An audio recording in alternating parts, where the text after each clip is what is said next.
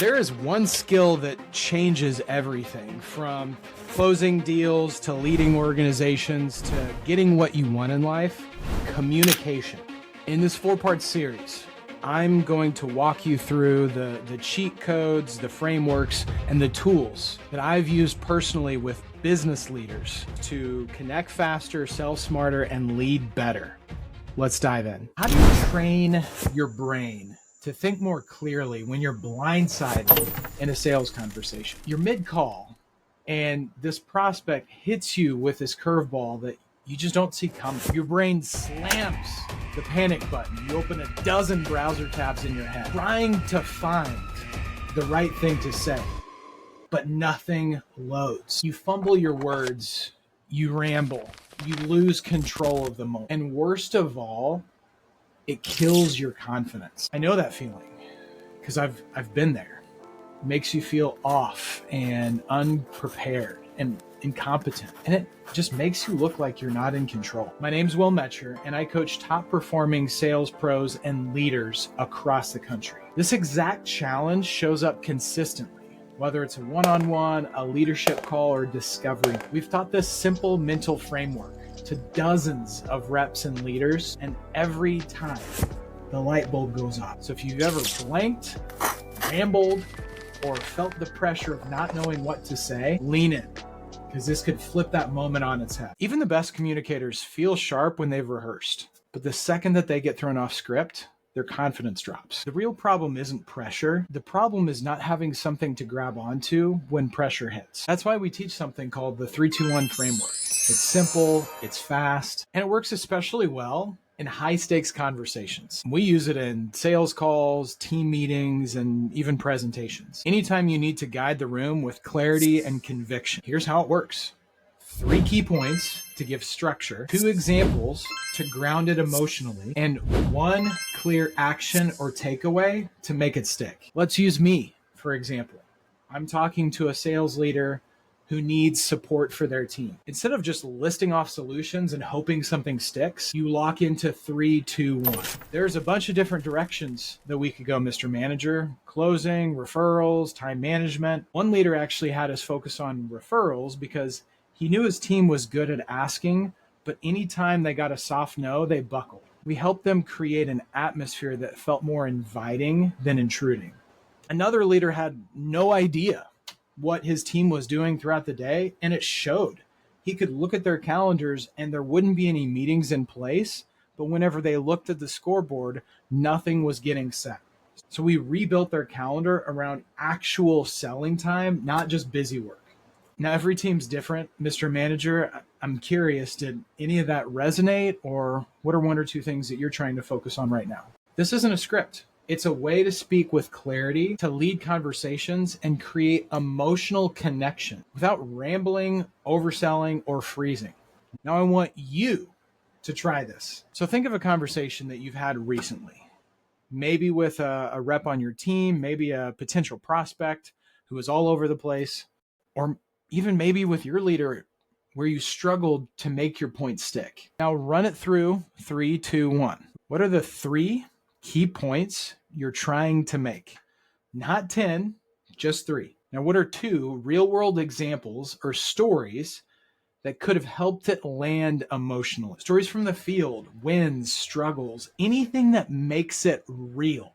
And finally, what's that 1 clear takeaway that you want them to remember, or the next step? This is how we take conversations from vague to powerful, from passive to persuasive, from "I hope this makes sense" to "this is going to land." This is the 3-2-1 framework. It's not fancy, it's not theory, it's structure for real conversations that matter. Now, I got 1 more example to give you, but before I do, I think it's really important. You might be thinking, man, I already know how to do all this stuff, but most salespeople don't fail because they don't know what to do. They fail because their days don't support their goals. Here's the truth. Structure alone doesn't create momentum, habits do. The top producers that we coach don't just wing it. They don't just show up and hope it goes well. They follow structure and routine. There is a big difference between people that get lucky once and people that lead the pack month after month. If you want to see what those daily rhythms actually look like, how the top 1% of salespeople think, plan, and execute, take a quick look at this video. Now back to the example. So let's say I'm talking to a sales leader and the issue isn't skill, it's buy-in. The team is burnt out. They're showing up, but they're checked out. Here's how I'd use this 3-2-1 framework in the moment if I just learned that about the team. So Mr. Manager, there's a few different directions that we could take this. We could look at leadership communication, goal alignment, or team morale. Honestly, one leader that I worked with realized that he hadn't even reset his team's goals in the last 6 months. People were just chasing numbers that no longer meant anything to them. We reframed the goals around impact and the entire energy shifted. Now, another leader that we worked with wasn't communicating the why behind the work. His team felt like they were just being told what to do, not bought into what they were building. Once we started connecting the dots, reps stopped just clocking in and they started showing up. So let me ask, when you look at your team right now, where do you feel like the disconnect is really coming from? That's the power of structure. You don't need a script. You just need a rhythm. 3, 2, 1. Clarity, emotion, action. Now, here is the key to making this mental framework really fly. Build a mental catalog of examples. When you've coached, sold, or led long enough, you start to see patterns, wins, losses, leadership moments, wake-up calls. Write them down. Because when the pressure's on, these stories become the shortcut to instant credibility and emotional connection. And when you combine that mental catalog with 3-2-1, you're dangerous in the best way. See, that's great and all. But what if the reason that you're not connecting is because you're not speaking their language? There are 4 types of buyers that you're going to sell to. First, you've got the fighters, bottom line thinkers. They're decisive, assertive, and they want one thing: results. If you're not selling outcomes fast, they've already moved on. Then there are the counselors. If they don't feel safe with you, they won't buy from you, even if your product is perfect. Next are the detectives. Analytical, skeptical, detail-driven. They need the why, the how, and the data behind it all. If you wing it with a detective, you're done. And finally, we have the entertainers. These are your energetic, spontaneous, fun-driven buyers. The pitch better be engaging. If it feels like a spreadsheet, you'll lose them. Every buying decision is emotional, but each personality type is wired to trust, decide, and act differently. Understanding these 4 behavior styles has helped change the way that I sell. It's allowed me to close deals faster, connect deeper, and build trust, even from people that seemed completely different than me at first. And if you're in sales, whether you're closing multi-million-dollar deals or you're running your own business, this framework will help you speak the exact language your buyer wants to hear. So here's what we're going to learn in this video. Number 1, what type of seller you are. Number 2, we're going to talk about the blind spots each buyer style has. Number 3, how to close each buyer based on their style. Now, if you skip this, you'll keep wondering why some buyers ghost you after what you think are great conversations, or why some just seem impossible to move forward with, or just those types that you're like, what is wrong with this person? But when you know what drives someone and what their buyer fears are and how to speak their language, everything gets easier. And it all starts with one thing: understanding your buyer and seller style first. So let's figure out what your selling style is. I didn't learn this from some personality test online or a psychology book. I learned it from Navigate 2.0. The proven framework we use at Southwestern Consulting to help sales professionals decode buying behavior and sell with trust, speed, and clarity. Because whether you realize it or not, you're actually automatically falling into one of these categories. Here are the 3 questions that can help you figure it out. Number 1, are you introverted or extroverted? Extroverts tend to lean entertainer or fighter. Introverts tend to lean counselor or detective. Number 2, are you more emotional or logical when it comes to making decisions? Emotional sellers tend to connect deeply, like counselors and entertainers, and logical sellers tend to stay focused and fact driven, which are fighters and detectives. And lastly, number 3 is, do you tend to speak more slowly and deliberately or fast and to the point? Fast talkers usually show up as fighters or entertainers. Deliberate communicators usually lean counselor or detective. Once you've answered these 3, you should have a pretty good idea of your dominant style, and recognize too, you're going to show up a couple different ways from your personal style versus how you interact at work when you're selling. And here's why this matters. If you're a fighter, you might push too hard on a counselor. If you're a detective, you might bury an entertainer in details. If you're an entertainer, you might lose credibility with a skeptical buyer. And if you're a counselor, you might avoid necessary tension that helps the deal move forward. Self-awareness isn't just a leadership skill, it's a sales superpower. The Navigate framework breaks down into 4 primary buyer behaviors. And while everyone is a blend, like I said, each of us defaults to one main style. Let's walk through each one of the styles in action. And as we do, I want you to be asking yourself, who am I? Which one are my clients and my prospects? And where do I tend to lose connection?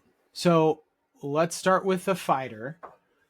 They're bold, driven, and they want one thing: results. If you show up slow and soft or vague, you lose them. They respect confidence, clarity, and efficiency. You don't need to be pushy, but you do need to be direct. Don't waste time. Don't over-explain. Get to the outcome fast. Next is the entertainer. That's actually what I am. I'm kind of a blend between an entertainer and fighter. This person buys based on energy and connection. They love big ideas, fast pace, enthusiasm.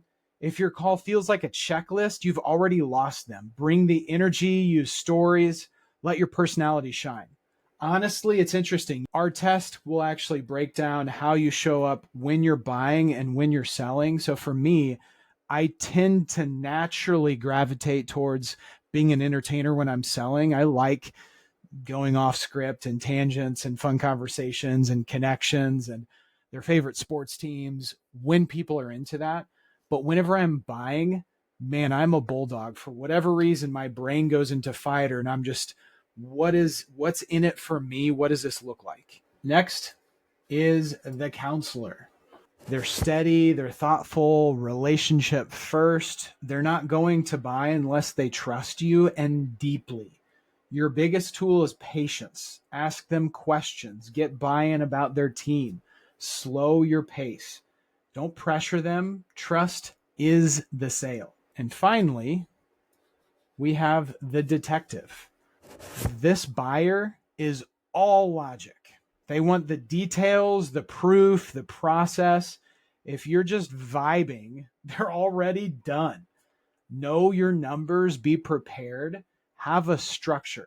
If you don't know something, say, let me confirm and get back to you. That builds trust. So we recognize that this is where most salespeople get stuck. They pitch the way that they like to buy, not the way the client actually makes decisions. You're a fighter, you lead with speed, power, and results. But if you're selling to a counselor, you just steamrolled them and they're not able to build trust over time. You're an entertainer, you lead with vision, energy, and excitement. But if you're selling to a detective, they're thinking, where's the data? You're a counselor. You build relationships slowly. But if you're selling to a fighter, the whole time they're thinking, what's taking so long? You're a detective. You have just built the perfect proposal. But if you're selling to an entertainer, they're already bored. We all default to our own selling style, and it works. Only when you're selling to somebody like you. Everyone else, they disconnect, they ghost, they hesitate. Not because they're not ready to buy, but because you didn't speak their language. It's not just knowing your own style. It's selling the way that people want to buy without losing yourself in the moment. And I think that's clear here is I don't want you to become someone different. I just want you to speak their language. Because when you can flex and stay authentic, you stop pushing products and start building real trust. Hey, and if you notice on this diagram, there's a star and there's a dot. That's because this is someone's actual assessment that we were able to pull. The star is actually how they show up in their selling style, and this dot here is actually how they show up personally. If you're interested in checking out this assessment for yourself, check out the link in the description. So as I've touched on, salespeople typically just know how to sell to their own people. But if you want to connect faster, build trust sooner, and close more deals, you've got to learn how to speak all 4 languages. And that's not just about behavior, that's about psychology. Each buyer type has its own core fear. Fighters, they fear losing control. We build trust by being confident, giving them choices, and being direct. Counselors, they fear letting people down. Build trust by showing support, using relationship first language, and moving at their pace. Detectives, they fear being wrong. Build trust by showing data, walk through things with logic, and being fully transparent. Entertainers, they fear disconnection and boredom. Build trust by matching energy, sharing stories, and keeping that momentum going. Closing each type also looks a little different. Fighters, close with confidence and give them a choice of 2 positives. Would you rather have this or would you rather have this? Counselors, close with reassurance and warmth. Detectives, close with structure and follow-up detail. Entertainers, close with excitement and next step momentum. So here's your next move. If you want to start using this in your sales conversations today, you can download our Navigate cheat sheet. It breaks down the 4 buyer styles, how to spot them, how to sell to each one, all on one page. It even breaks down if you're sitting down with someone in their office, what do you look at? How can you tell based on how their office is set up? What style are they? Click the link in the description and I'll send it to you. Because the best sellers, they're not just persuasive, they're also adaptive. So now that we know how to speak to anyone, what if you had the cheat codes to master every conversation? Business is a game, and communication is the cheat code. In this video, I'm going to share with you 3 communication cheat codes I wish I knew in my early 20s. Cheat codes that helped me go from being overlooked and underpaid to becoming a top sales producer, a business coach for 7-figure entrepreneurs, and a partner at Southwestern Consulting. Here's what most professionals miss. If you don't learn how to communicate with clarity and confidence, you're playing the game of business on hard mode. You'll keep grinding and hoping your work ethic alone gets you ahead, but skill will always beat hustle if and only if the skill is communication. But there's a small group of people, maybe like you, who are waking up to this. The quality of your communication determines the quality of your business. I'm definitely not saying it's easy, but it's learnable. And like any good game, once you know the shortcuts and the plays, everything gets easier. Cheat code number 1, confidence. It is the fastest way to change how people perceive you. Most people wait to feel confident before they start acting confident. But in business, especially in sales and leadership, confidence is not a feeling you wait for, it's a behavior you choose. At Southwestern, we teach something similar on the mindset side of coaching. Your actions create your feelings far more reliably than your feelings create your actions. So here's a cheat code. You don't have to feel confident to sound and look confident. But when you sound and look confident, you end up feeling it. And there are really only 3 areas that you need to control: how you look, how you sound, and how you feel. But here's a twist that most people never realize. Your feelings are the hardest to change, but the way you look and the way you sound are the easiest. So if you want an unfair advantage before a sales call, a presentation, a difficult conversation, start with the 2 that you can control. To look more confident, fix your posture. Research in positive psychology shows that your physiology directly impacts your psychology and your mindset and what's going on in your brain. In other words, your body language doesn't just reflect your confidence, it creates your confidence. Lengthen your spine, relax your shoulders, and lift your chest slightly. You instantly change how people see you and how you feel about yourself. To sound more confident, increase your volume. This is one of the simplest and most powerful communication hacks. When someone speaks even slightly louder than average, your brain can actually perceive them as more credible. Their message feels more important. People can actually start to trust them more, and they start to believe in what they're saying. When I coach clients, especially in communication, they think they're at a 7 out of 10. But the room itself, here's a 3 out of 10. So here's what I tell them. Add 10 to 15% more volume than feels natural. It won't necessarily sound loud to the listener. Although you may feel like you're shouting, you're not. And for the person that naturally speaks at a 17 out of 10, you know who you are. Your cheat code isn't volume, it's control. Dial it down so you don't overwhelm the team or the prospect.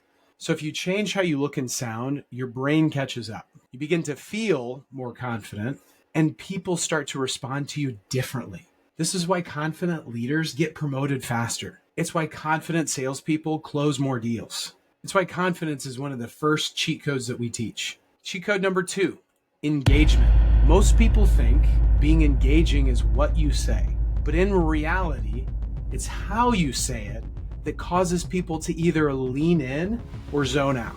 If you want to capture attention, influence emotion, and keep people with you every second, you have to use your voice like an instrument. This is one of the most overlooked skills in business and communication. And it's a difference between a pitch that falls flat and a pitch that moves people. Let's break it down visually. We call this the 4 quadrants of vocal variety. Quadrant 1, loud and slow. This creates authority. This quadrant commands respect.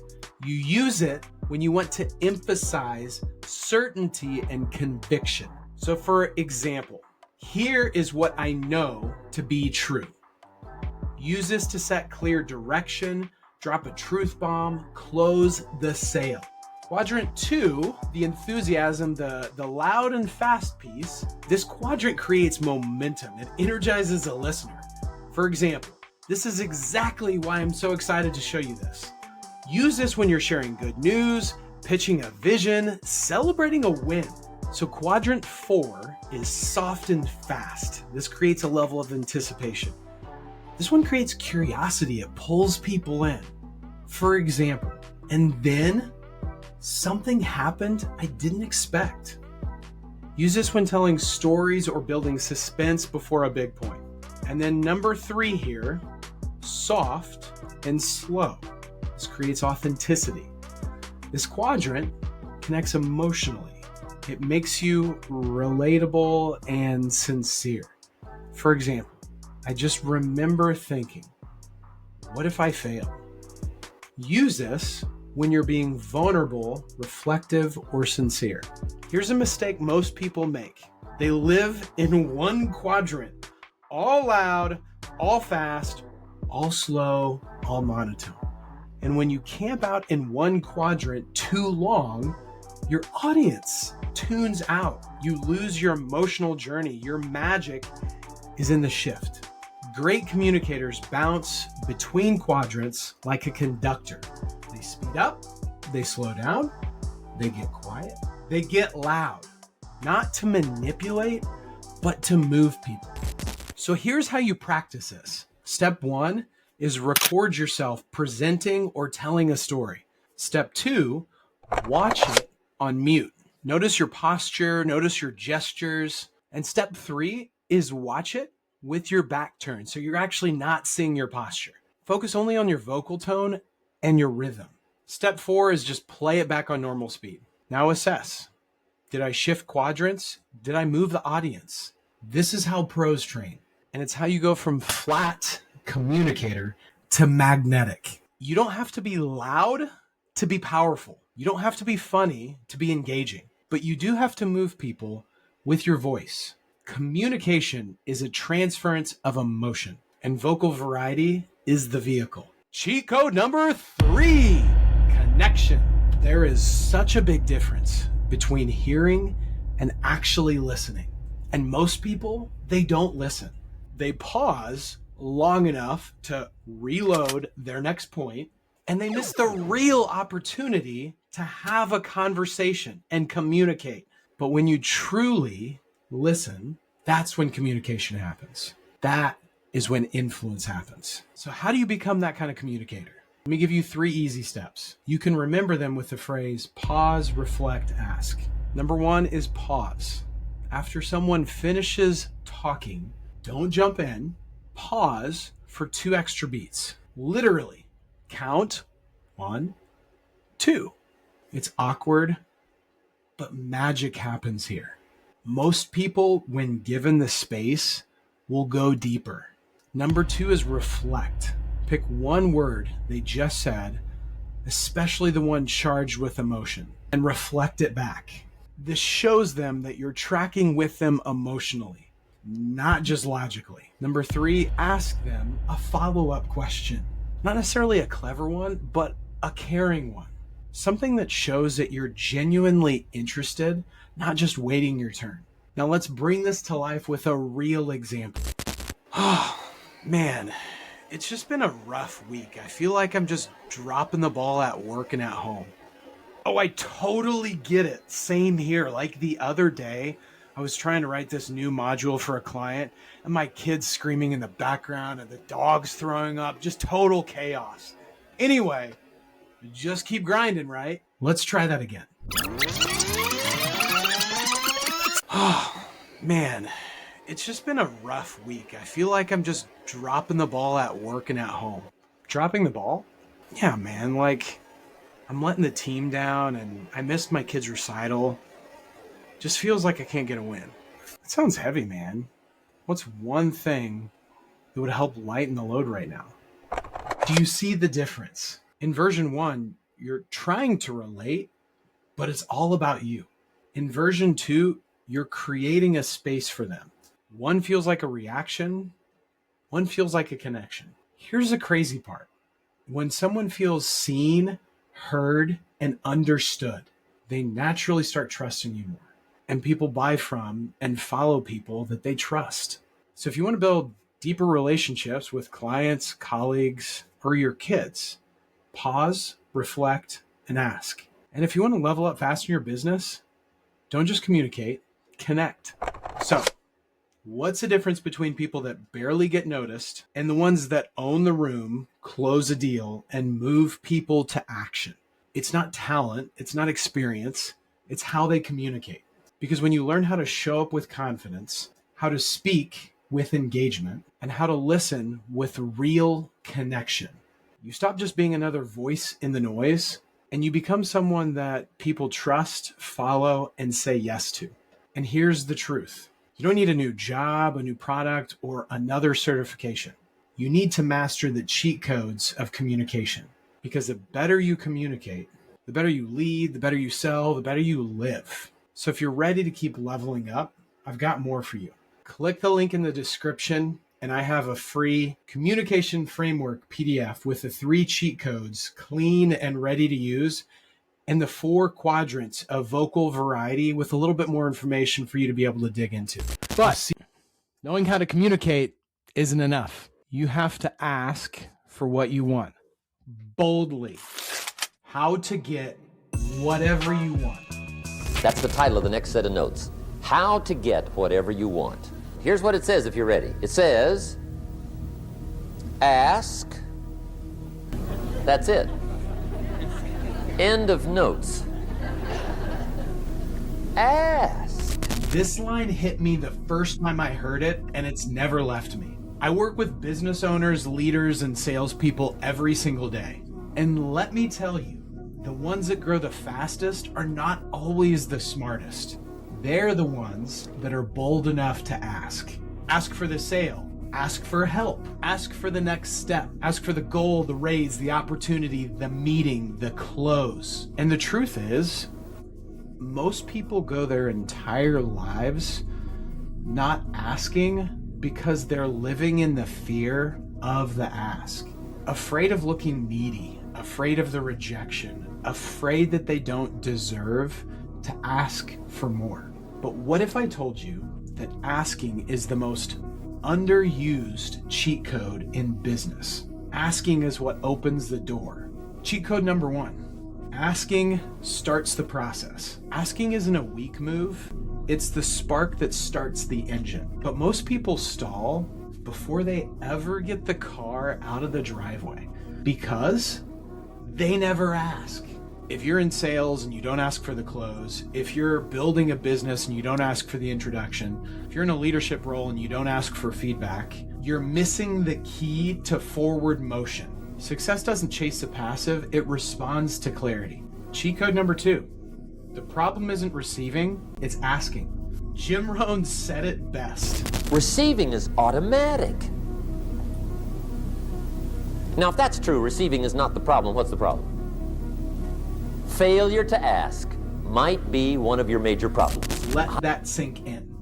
It's not receiving, that's the hard part. It's the ask.